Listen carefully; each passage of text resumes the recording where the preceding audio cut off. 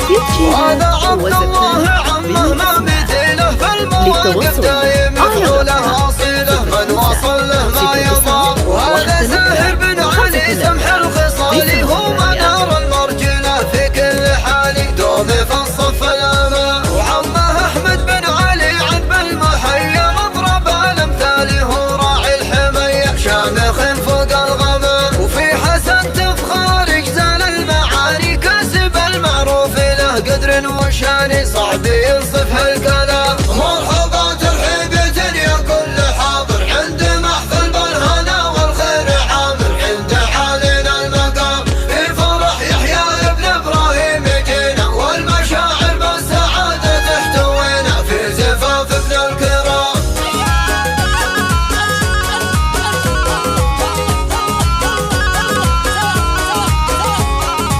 وابن عمه محزن وقت الشدايد واشهد انه للكرم والجود رافد. هذا عبد وحساب وضعها الاشراف والتاريخ شاهد اهل الامجاد العبادله ساعدهم فخر كل لنا.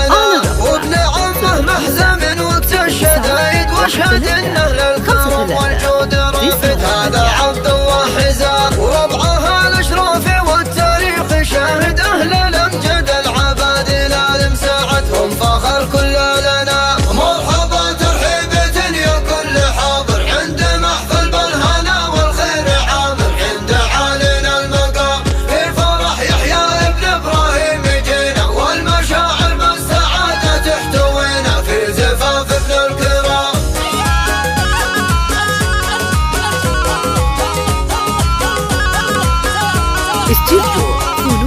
مرحبا ترحيب يا كل حاضر عند محفل بالهنا والخير عامر عند علينا المقام. في فرح يحيى ابن ابراهيم يجينا والمشاعر بالسعادة تحتوينا في زفاف ابن الكرام. هذا يحيى نسل الاجواد السنا في كل مدح في مقامه غير كافي يستحق الاحترام. والده رمز المكارم والشهامه هذا ابراهيم له علي مقامه صيته العاطر وسام. مرحبا ترحيب يا كل حاضر عند محفل بالهنا والخير عامر عند علينا المقام. في فرح يحيى ابن ابراهيم يجينا والمشاعر بالسعادة تحتوينا في زفاف ابن الكرام.